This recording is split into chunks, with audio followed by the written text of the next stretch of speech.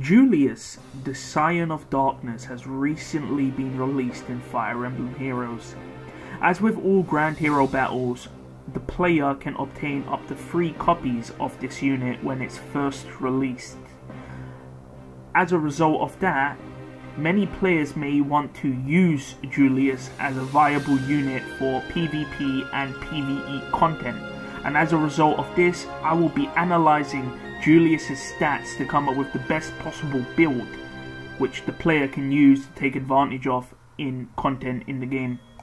So, without any further delays, this is my take on why you should use Julius, the Scion of Darkness, as a unit to clear content.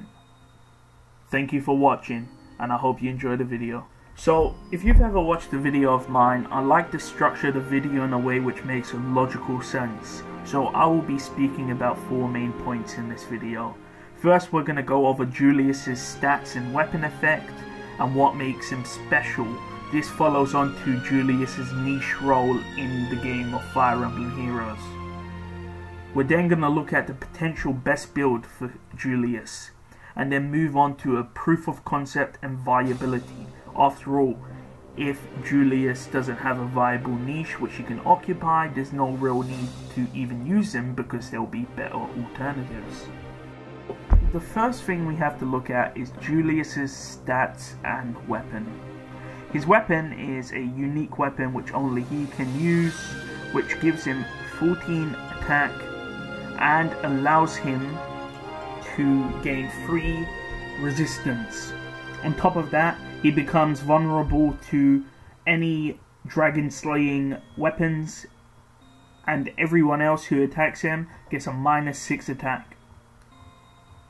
On top of that, his level 40 stats at 5-star shows that he has above average HP, an average attack, very low speed, very laughable defenses, and very high resistance when you take into account his weapon gives him additional resistance, giving him a total of 38 res, unmerged, and without summoner supports or buffs. After looking at Julius's stats and weapons, we can come to appreciate that Julius's niche is actually as a resistance tank, which means that he should be an enemy phase unit.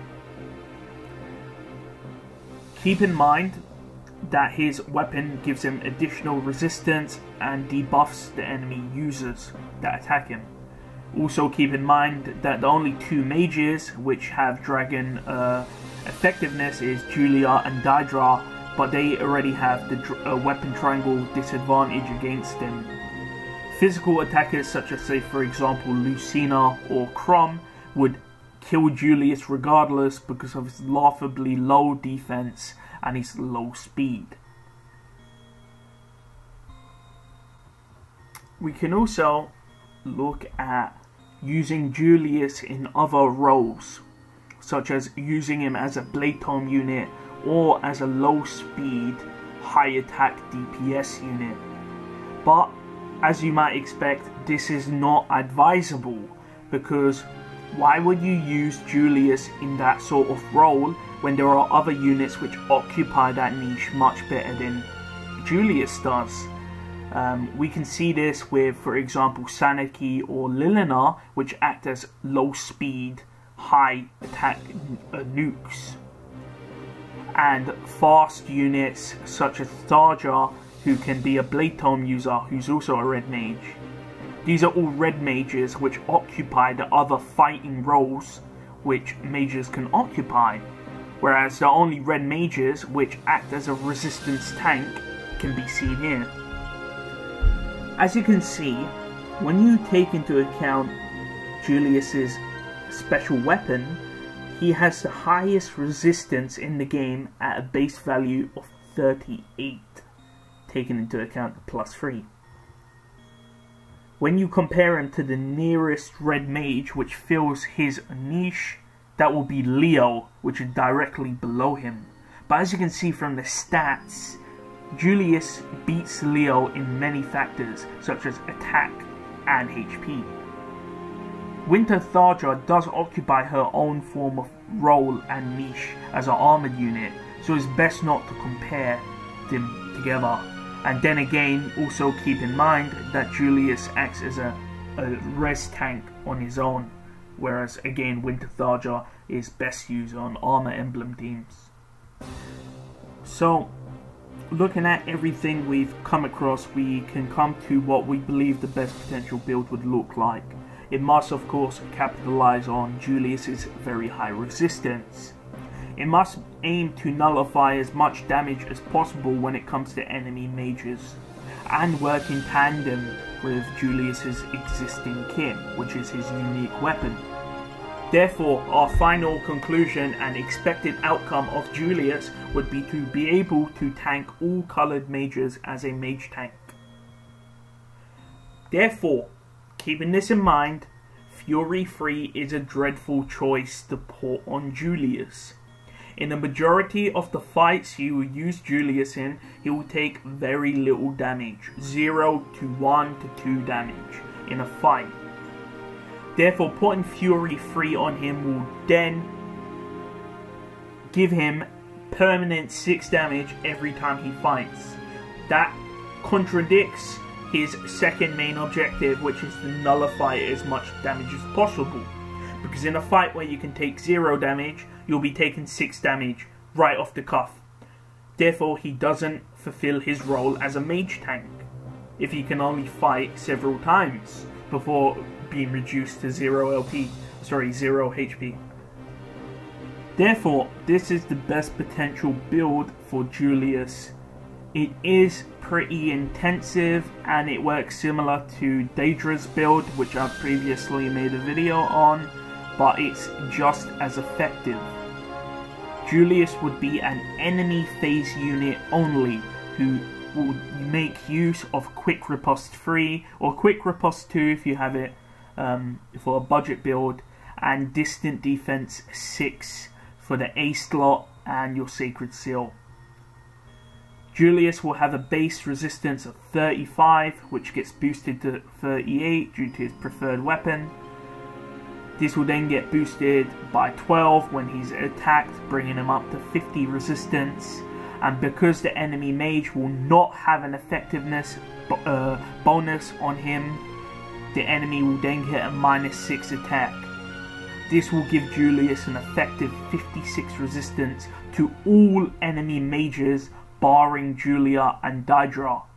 But as stated, Julia and Daedra will deal 0 or little damage regardless, because they have the weapon triangle disadvantage against Julius. Even blue mages, such as a +10 merged Reinhard with Deathblow 3, will only have 54 attack upon initiation, which will then go up to 60 if they had a, for example, buff, cavalry buff, which will still deal very little damage to Julius, which again has a 56 effective resistance. Again, this is again looking at the fact that Julius has no ally support, summoner support, buffs, blessings, or merges, or IVs, because he's a Grand Hero battle unit. The low speed of Julius is actually an advantage. You might be thinking that is counterproductive, but when an enemy mage, which is very fast, will attack Julius, they will double Julius. As a result of that, you will be able to one-turn Iceberg under Distant Defense 6 to guarantee a kill on pretty much every mage in the game, which is fast enough to double Julius. Because what will happen would be Iceberg has a charge of 3. The blue mage will attack you because again you are an enemy phase unit. You want to get attacked. Your charge will go down to 2. You will retaliate. The charge will drop to 1. They will then double you. The charge will go to 0. And then Quick Riposte 2 or Quick Riposte 3 will activate. And you will retaliate using Iceberg to kill with your 50 res. Now the final thing we can talk about is the proof of concept and viability. So I've recorded a few clips of Julius in action in Arena Assault versus higher enemy merged units. So this is the sort of gameplay you would be expecting if you used Julius as I use him. So watch the clips, and if you like what you see, invest. If not, then this isn't for you. Either way, I'll commentate over the clips, so I hope you enjoy. So of course the main threat in Arena is Reinhardt. So what we have here is a Reinhardt which has a Blessing, Attack Seal, +10 Merge, plus Attack IV, which has been afflicted with Attack Ploy. Here the Reinhardt gets buffed, attacks you, but gets killed on retaliation. Another common enemy are Lilinas. Again, this one's heavily merged, refined weapons, and Attack Seal, which has been Attack Ployed again. Attacks into our Julius and proceeds to get killed. Another one looking at a Sophia, again heavily merged, able to bait Sophia, receiving 0 damage, and then killing on your turn with Iceberg, which is pretty irrelevant. Another blue mage that Julius can easily beat is this +10 Robin. Again, keep in mind my Julius is neutral, no nothing on him. Again, 0 damage and kills with Iceberg. I thought I'd also include this clip. It's a +10 merged Henry. Because Henry's a armored unit, I thought I would also include it. But again, with weapon triangle advantage, you do secure the kill. This one's actually a really interesting one because this May is +9, and I did not secure the kill, but it's just to go to show that even heavily maged blue, heavily merged blue mages you can tank. And so here I was able to tank, reduce her to a one-shot, where you could just pick up the kill later on.